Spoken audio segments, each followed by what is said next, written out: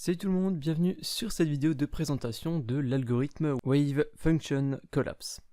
Aujourd'hui, un tas de jeux utilisent une génération de mondes procédural, aléatoire et infini.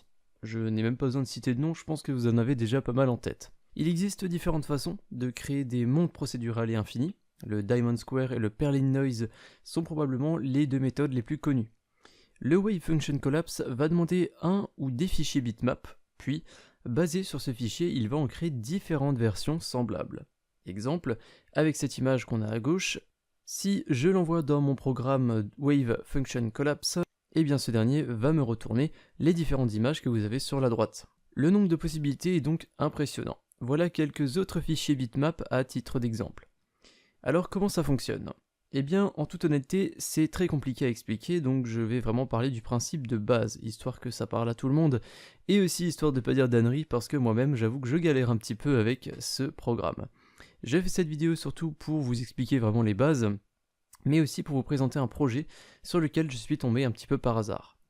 Pour vous expliquer, je vais me baser sur cette texture bitmap. Lorsque cette image passera dans le programme, on récupérera quelque chose qui ressemble à ça.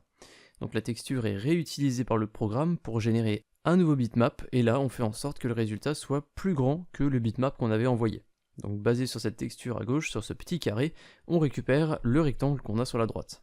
Ce qu'a fait le programme, c'est qu'il a étudié les différentes formes et couleurs de l'image envoyée, et basé sur ce qu'il a appris, il a recréé un ensemble semblable. Ici, on reconnaît certaines formes de l'image d'origine qui ont été réutilisées sur le résultat final. Voilà un petit peu pour le principe de base et pour les courtes explications. Pour avoir plus d'informations, des informations plus complètes surtout, sur le fonctionnement du Wave Function Collapse, ou WFC, c'est plus court dit comme ça, il y a un repo GitHub ultra complet et très bien expliqué en anglais, dont le lien est en description.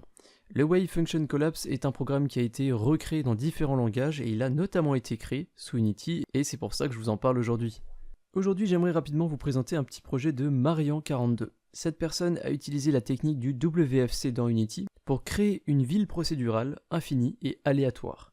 À la différence qu'il n'envoie pas une texture bitmap, comme je vous l'ai expliqué avant, mais lui, il a utilisé plusieurs prefabs qu'il a envoyés dans le programme WFC, et ces différentes prefabs sont ensuite réutilisées par le programme pour peupler le monde, pour peupler une scène sur Unity. Ce petit projet est très impressionnant en raison de l'infinité de possibilités et de l'optimisation qui a été apportée, car mine de rien la génération procédurale et infinie ça prend quand même pas mal de ressources. Donc niveau performance on est sur quelque chose de très acceptable pour un système de ce type. Actuellement ce petit projet n'a pas de gameplay, vous pouvez simplement vous balader dans cette petite ville.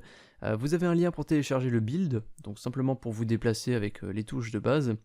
Mais vous pouvez également télécharger le code source en description. Marian42 nous laisse la possibilité de télécharger son projet et de l'étudier ou de tweaker un petit peu les différentes options et différents scripts pour en apprendre un peu plus sur le WFC.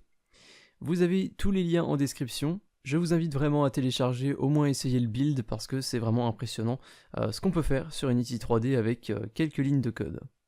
Vous avez tous les liens en description, donc le build, le code source, les informations sur le WFC, bref, vous avez tout le nécessaire. J'espère que cette courte vidéo vous a plu. Si c'est le cas, pensez à soutenir la chaîne, montrez-moi que vous appréciez mon travail. Vous pouvez faire ça via Tipeee en faisant un don récurrent ou unique, ou alors vous pouvez faire ça sur Utip. Sur cette plateforme, vous pouvez décider de volontairement regarder une ou des publicités, donc en prenant quelques secondes, vous allez pouvoir générer quelques centimes qui vont me revenir à moi en tant que créateur. Pour plus d'infos, vous avez les liens de ces deux sites en description.